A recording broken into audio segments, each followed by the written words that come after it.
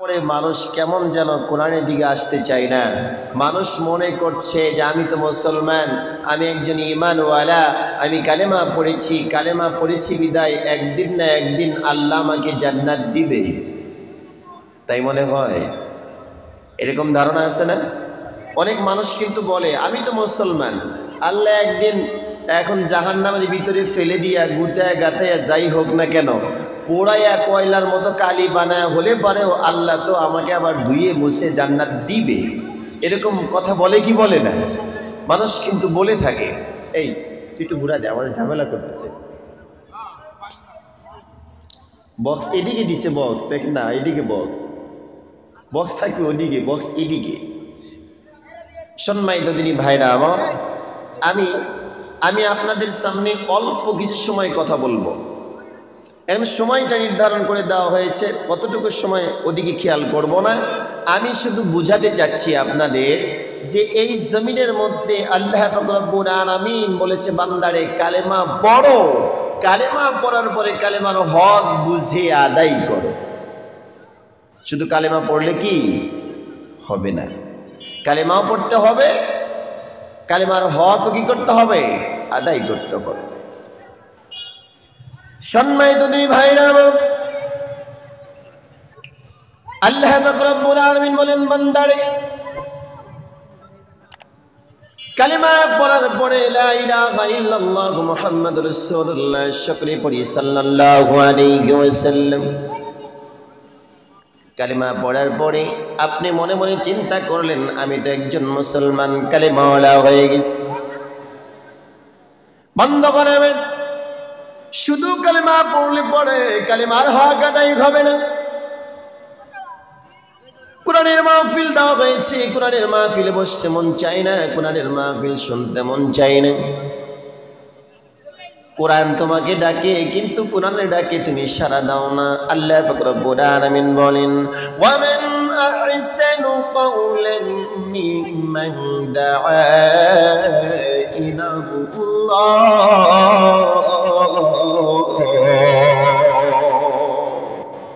আল্লাহ কই বান্দারে দুনিয়ার জমিনে তার থেকে সুন্দর কথা কি হতে পারে, তার থেকে ভালো কথা আর কি হতে পারে? যেই ব্যক্তি কথার চেয়ে ওই কথার চেয়ে সুন্দর কোন কথা হতে পারে?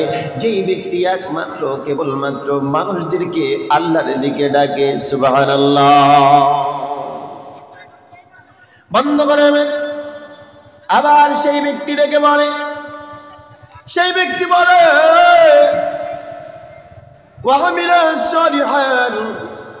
আবার বলে আমি তো সৎ কাজ করি, আমি তো ভালো কাজ করি। মানুষদেরকে ভালো কাজ করার জন্য বলে, মানুষদেরকে ভালো কাজের দিকে ডাকে, মানুষদেরকে অন্যায় কাজ করতে বাধা প্রদান করে, হাত দিয়ে জবান দিয়ে বাধা প্রদান করে। আবার ডেকে বলে ওয়াকালা ইন্নানি মিনাল মুসলিমিন।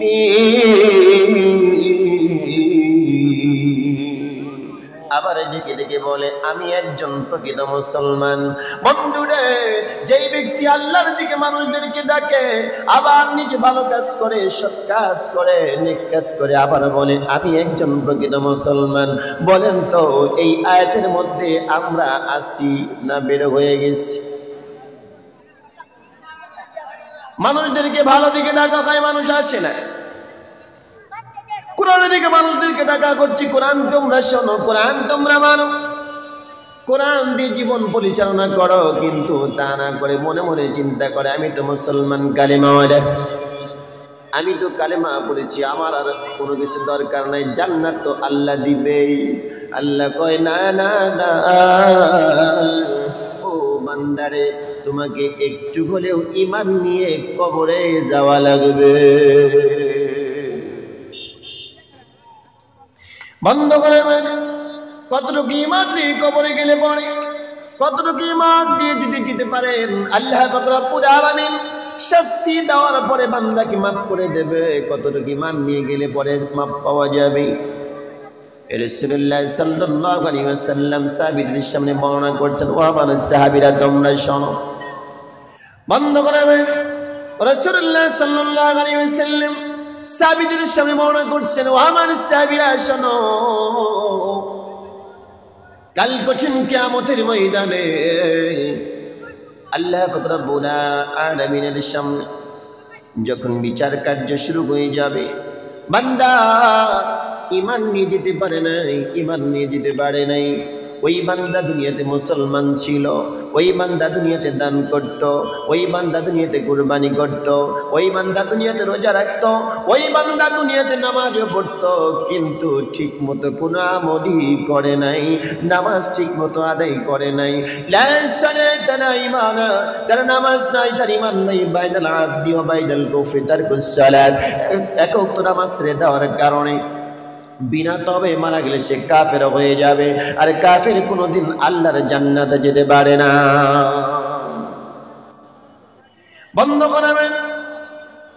আল্লাহর বান্দা বিচার কার্য শেষ করার পরে এবার বান্দাকে বলে, আল্লাহ বড় আশা নিয়ে দুনিয়াতে আমল করেছিলাম, নামাজ পড়েছিলাম, রোজা রেখেছিলাম, হজ করেছিলাম, যাকাত দিয়েছিলাম। আল্লাহ কই বান্দারে, এই আমার ফেরেশতা দেখো তো আমার বান্দা এগুলো করেছে কিনা। এবার ফেরেশতা ডেকে বলে, আল্লাহ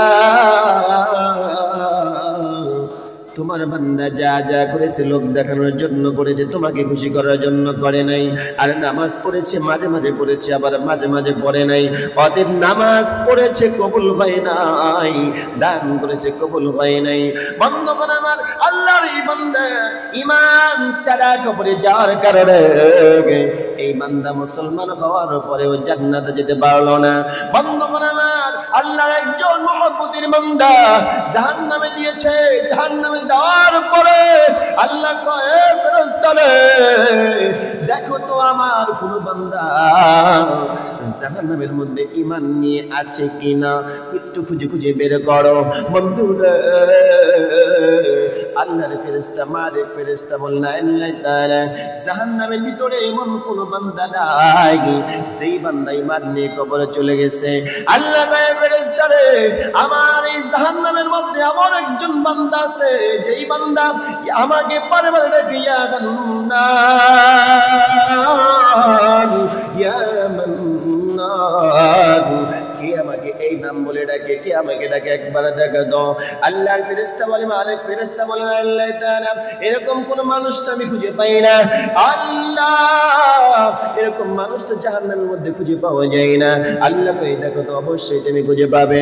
বন্ধুরা, মালিক ফেরেশতা তারপরেও খুঁজে পায় না। যাদের মধ্যে একটু ঈমান ছিল তাদেরকে খুঁজে খুঁজে বের করে জান্নাতের মধ্যে দিয়েছে। বন্ধুগণ আমার, আল্লাহ কই বান্দারে আমি তোমাকে জান্নাত দান করব, তোমার মধ্যে যদি বিন্দু পরিমাণ ঈমান যদি থাকে, যারা পরিমাণ ঈমান যদি থাকে, আমি রব তোমাকে অবশ্যই জান্নাত দান করব। সুবহানাল্লাহ বলেন। বন্ধুরা, আল্লাহর ফেরেশতা বলেন, আল্লাহ তাআলা আমি তো সেই মানুষটাকে খুঁজে পাই না। আল্লাহ বলেন, ও ফেরেশতা রে অবশ্যই মানুষটা আছে, দেখো তো খুঁজে বের করে যাই কিনা।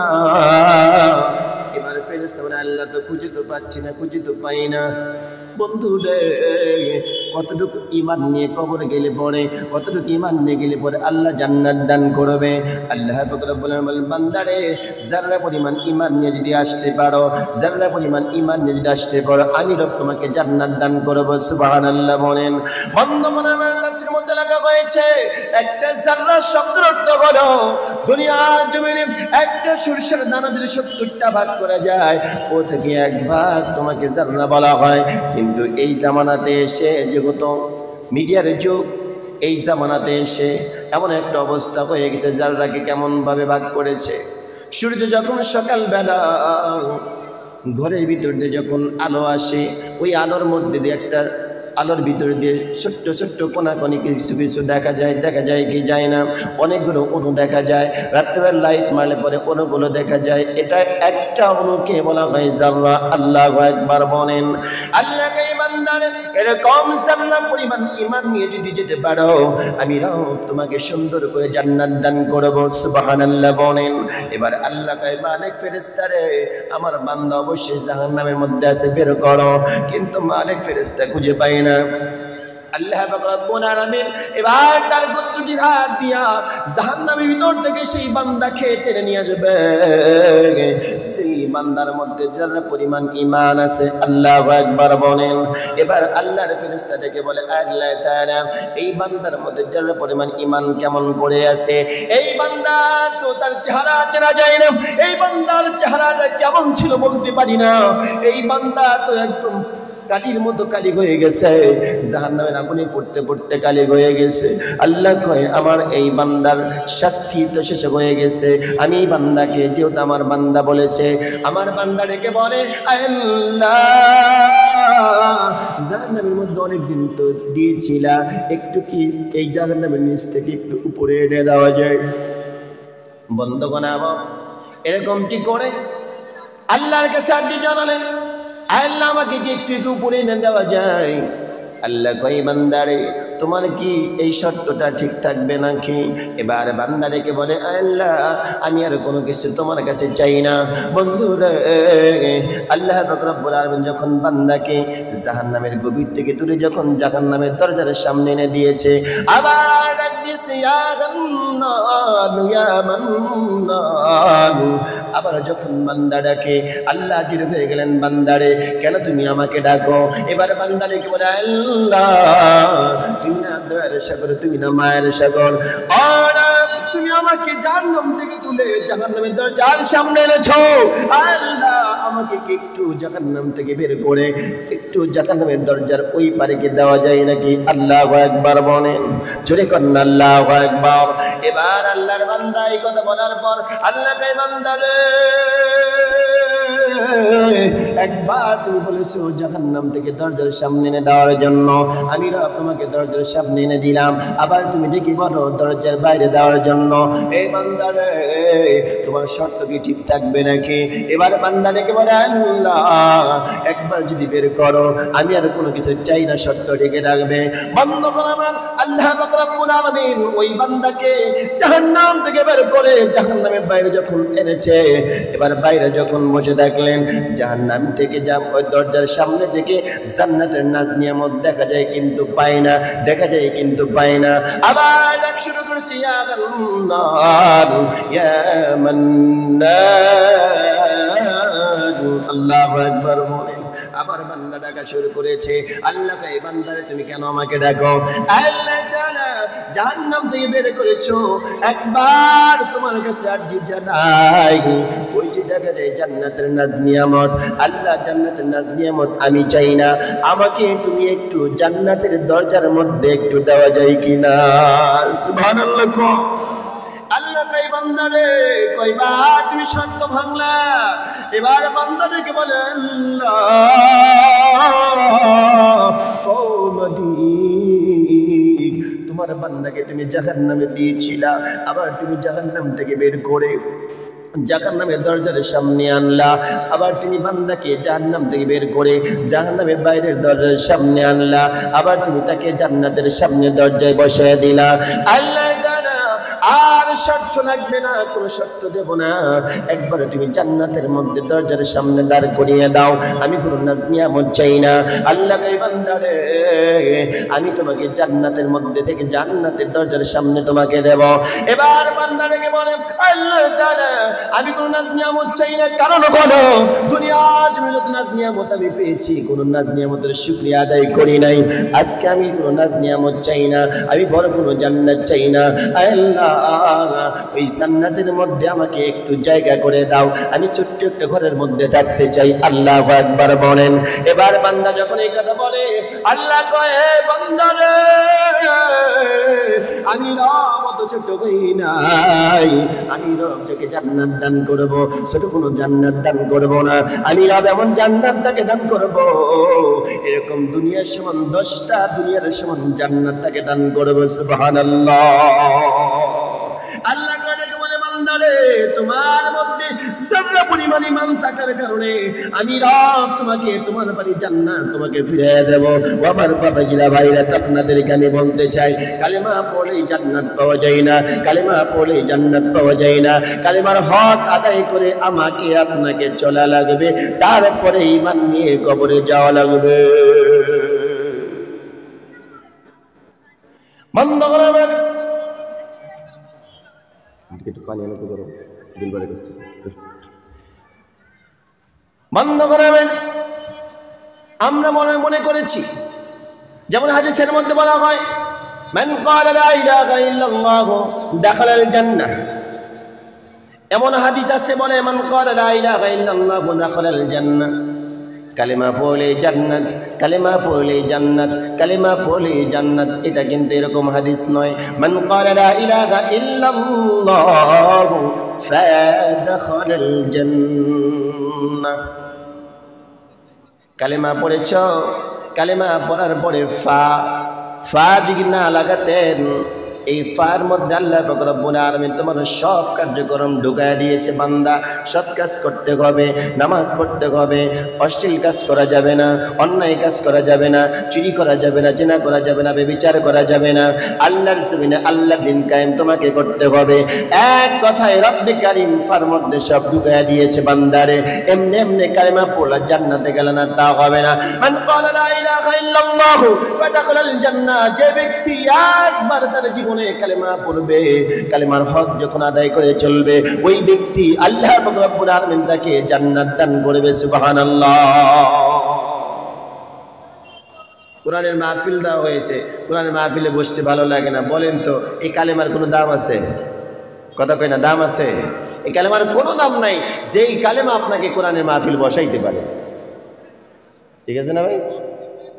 যেই কালেমা আপনার, কালেমার এমন জোর, যেই কালেমা আপনাকে মাহফিল বসাইতে পারে না, তাও কোরআনের মাহফিল বসাইতে পারে না, ওই কালেমা আপনাকে জান্নাতে নিতে। জোরে কোন? আল্লাহ পাক রব্বুল আলামিন বলেন, যেই জায়গায় কোরআনের দর্শ দেওয়া হবে, যেই জায়গায় কোরআন থেকে কথা বলা হবে, কোরআন থেকে আলোচনা করা হয়, আল্লাহ পাক রব্বুল আলামিন বলেন, বান্দারে ভালো করে খেয়াল করেন, আল্লাহ কয় আমি কি দেব সেই জায়গার মধ্যে। ওয়াইলা উরিয়াল কুরআন ফাসতামিউ লাহু ওয়া আনসিতু লাআল্লাকুম তুরহামুন।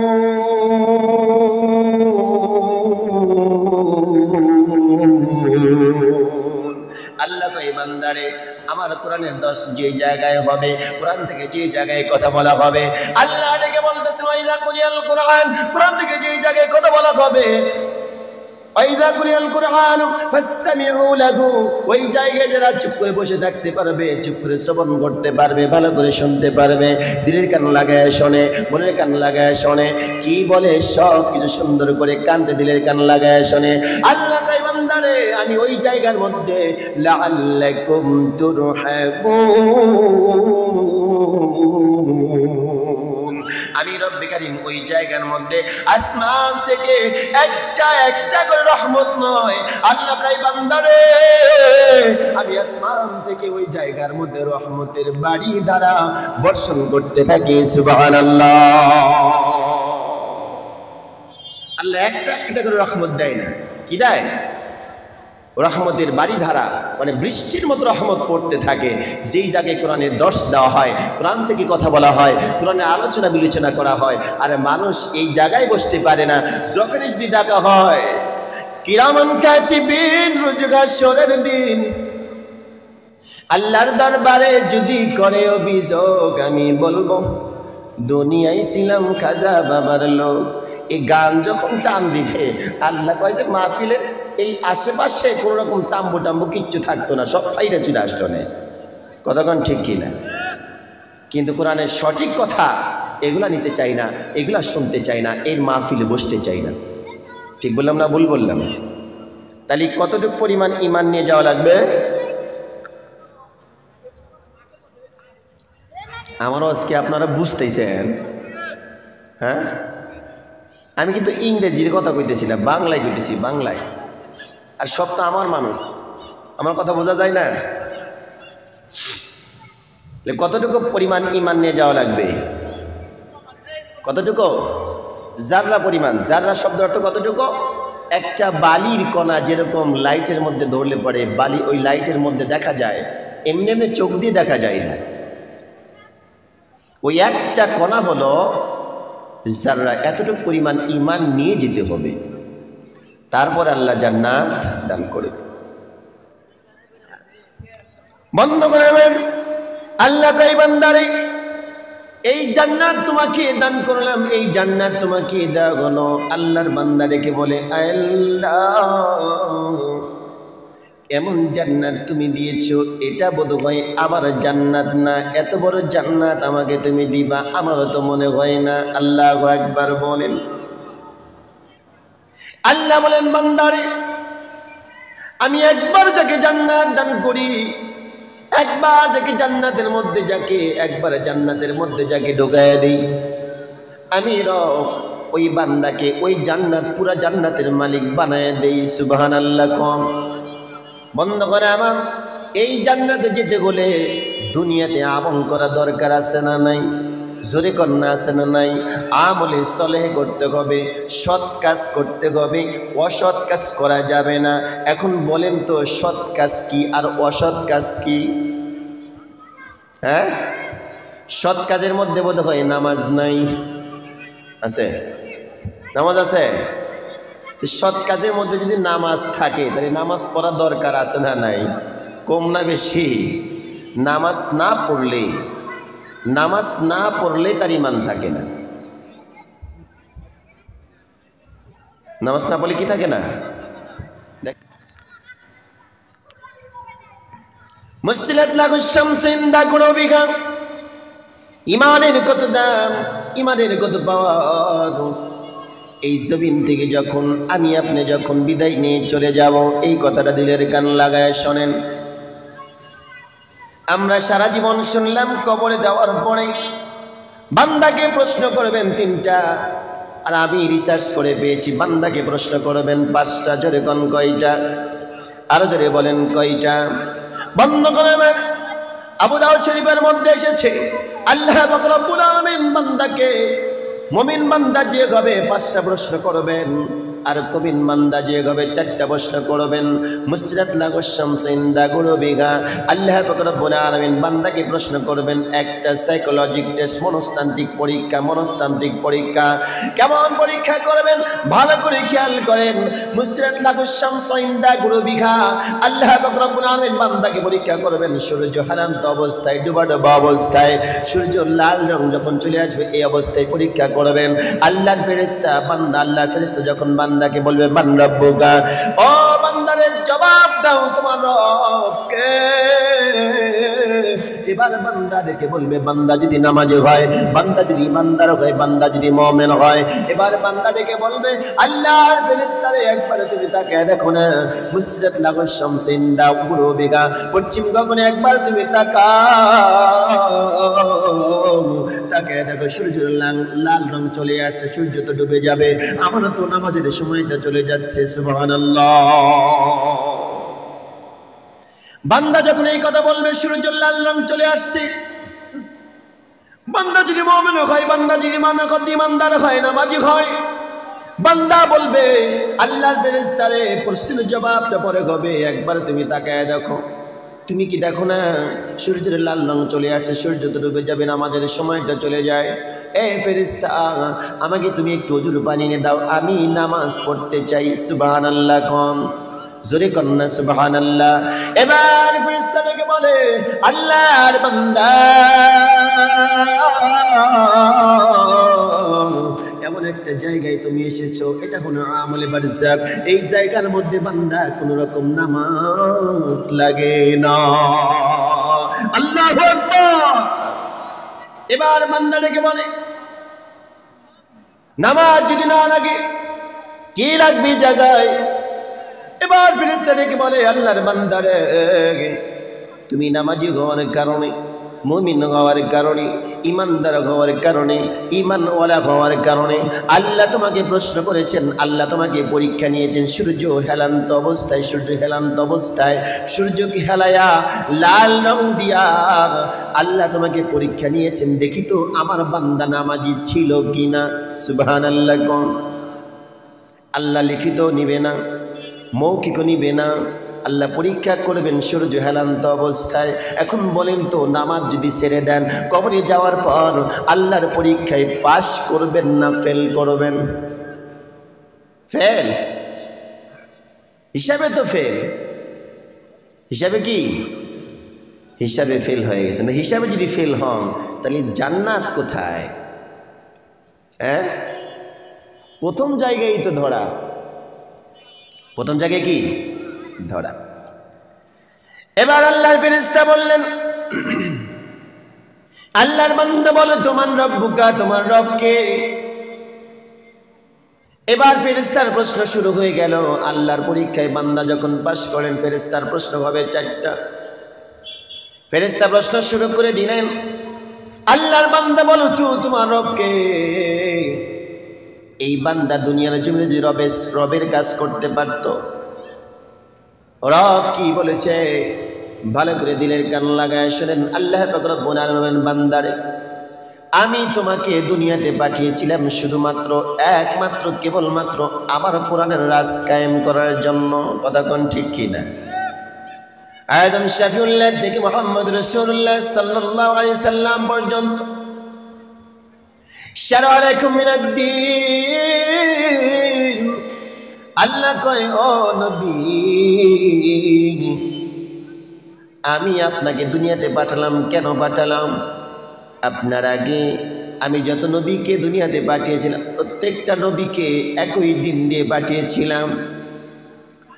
আমি আমার নবী নূহ আলাইহিস সালামকে যেই দিনটা দিয়েছিলাম, ও নবী নূহ আলাইহিস সালামকে বলেছিলাম আমার জমিনে একমাত্র কেবলমাত্র আমার দিন কায়েম করতে হবে।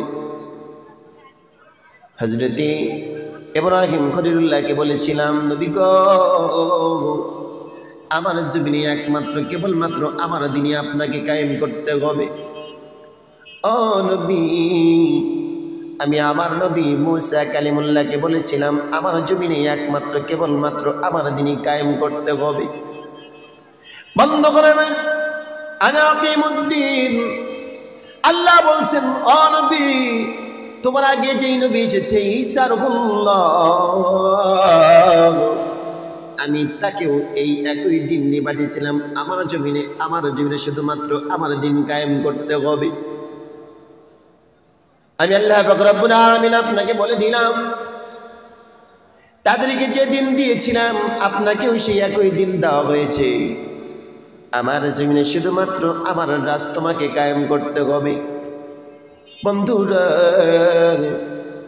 রাসূলুল্লাহ সাল্লাল্লাহু আলাইহি ওয়াসাল্লাম যখন এই কথা শুনলেন, শোনার পরে এই জমিনের মধ্যে আল্লাহর দিন কায়েম করার কথা যখনই বললেন, আবু জেহেলের সামনে দাওয়াত দিয়েছে, আবু জেহেল বাধা দিয়েছে, আবু লাহাব বাধা দিয়েছে। বলেন তো, আবু লাহাব তার আপন চাচা না পর চাচা? আবু লাহাব আপন চাচা, বাপের ভাই হল আবু লাহাব, একই পরিবারের মানুষ। আবু লাহাব রাসূলুল্লাহর আপন চাচা। যখনই কালেমার দাওয়াত দিয়েছেন আকিমুদ্দিন, আল্লাহর জমিনে একমাত্র কেবলমাত্র আল্লাহর দিন কায়েম করতে হবে।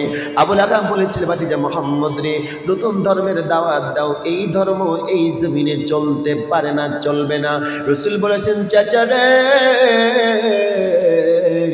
আল্লাহ আমাকে পাঠিয়েছেন এই জমিনের মধ্যে আল্লাহর দিন কায়েম করার জন্যই গো চাচা, তুমি যা পারো করতে পারো, এক বিন্দু পরিমাণ পিছু পা হব না। বন্ধ করবেন। রবের পরিচয় আপনি কেমনে দিবেন? আমার রব হলো আল্লাহ, এই জবাবটা আপনি কেমনে দেবেন? দুনিয়াতে আসার পর বাতিলের সঙ্গে আপনি কাজ করেছেন, কুফরির সঙ্গে কাজ করেছেন। আপনি না মুসলমান, আমার কাজগুলো দিন কায়েম করা ফরজ, আপনার কাজগুলো দিন কায়েম করা ফরজ। আপনি তো কোনোদিন দিন কায়েমের পক্ষে স্লোগান দিলেন না। আমি যেরকম স্লোগান দেই, আপনি তো স্লোগান দিলেন না। আপনি স্লোগান দিয়েছেন বাতিলের পক্ষে। কেমনে আপনি রবের পরিচয় দিলেন একবার বলেন? নবী কালেমার দাওয়াত দিতে গিয়া, হকের দাওয়াত দিতে গিয়া যখন রাসূলুল্লাহ হকের দাওয়াত দিয়েছেন, সঙ্গে সঙ্গে রাসূলের উপরে মার পড়েছে। তাইফের ময়দানে গেলেন, রাসূলুল্লাহর উপরে আক্রমণ শুরু হয়ে গেল। যেই নবীর উপরে মশা মাছি পড়া হারাম ছিল, ওই নবীকে এমনভাবে মারলেন, মারতে মারতে জমিনের মধ্যে রক্তাক্ত করে ফেললেন। রাসূলুল্লাহর শরীর থেকে রক্ত ঝরে চামড়া জুতা পায়ের সঙ্গে লেগে গিয়েছিলেন। রাসূলুল্লাহ কালেমার দাওয়াত দেওয়ার কারণে রক্ত ঝরলো। উহুদের ময়দানে গেলেন কালেমার দাওয়াত দেওয়ার কারণে। উহুদের ময়দানে রাসূলুল্লাহর মাথার মধ্যে হেলমেট ঢুকে গেল, দুইটা দাঁত ভেঙে গেল। আপনার রাসূলুল্লাহকে অনুসরণ করতে চান, রাসূলুল্লাহর কথা আপনি বলেন, মহব্বত করেন, মায়া করেন, রাসূলুল্লাহ মার খায়, আপনি ঘরে বসে থাকেন, কেমনে জবাব দেন? বন্ধ করাবেন। আপনার চলকাম থাকতে হবে লিল্লাহি তাকবীর, আল্লাহু আকবার। আল্লাহ বলেছেন রব্বাকা ফাকাব্বির, আমার জমিনে একমাত্র কেবলমাত্র আমার কথা, আমার বরত্ব ঘোষণা চলবে। তাকবীর হবে আল্লাহর, তাকবীর হবে আল্লাহর, তাকবীর হবে আল্লাহর। রব্বাকা ফাকাব্বির, তাকবীর দিতে হবে আল্লাহর নামে। আর আমরা তাকবীর দেই কার নামে? কথা কয় না? আপনি কেমনে আপনি মুসলমানিত্ব পরিচয় দিবেন? আপনি কেমনে রবের পরিচয় দিবেন? আপনি তো দুনিয়াতে থাকার কালীন রবের তো কোনো কথা বলেন নাই, রবের হয়ে তো কোনো কাজ করেন নাই। কতক্ষণ ঠিক কিনা? বন্ধ করাবেন। এবার আল্লাহর ফেরেশতা বলবে, আল্লাহ ও বান্দারে জবাব দাও। তুমি কেমনে জবাব দেব? রবের পরিচয় তুমি দাও নাই। বন্ধু রে, নামাজের মধ্যে যখন আপনি দাঁড়ায় যাবেন, বলেন তো নামাজে যখন দাঁড়ান আল্লাহু আকবার যখন বলেন, আল্লাহু আকবার যখন আপনি নিয়াত বাঁধলেন, সর্বপ্রথম যখন বলেন আলহামদুলিল্লাহি রাব্বিল আলামিন, এই জায়গার মধ্যে রব আছে না নাই? জোরে কন্যা আছে না নাই? নামাজের মধ্যে রবের পরিচয় দিলেন।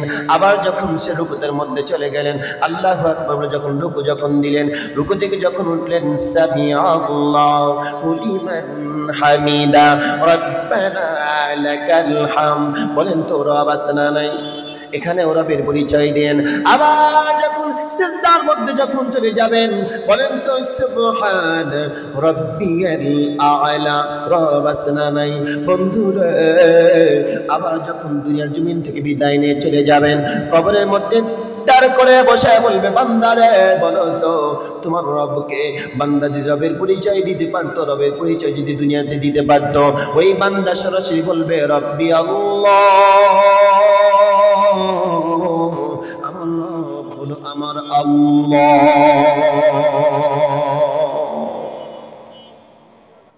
আল্লাহু আল্লাহু কি যে মধুর নাম, আল্লাহু আল্লাহু কি যে মধুর নাম। ধরার দামাও মনি মুক্তায়, বন্না হীরায় সোনা দানায়, হয় না তাহার দাম। আল্লাহু আল্লাহু কি যে মধুর নাম, লা ইলাহা। পানি লাগবে কিন্তু চাচা, পানি লাগবে। দিলবার ভাই এখানে নাই, গ্লাস মানে একটু পানি দিতে পারো, গরম পানি, চা দরকার নেই।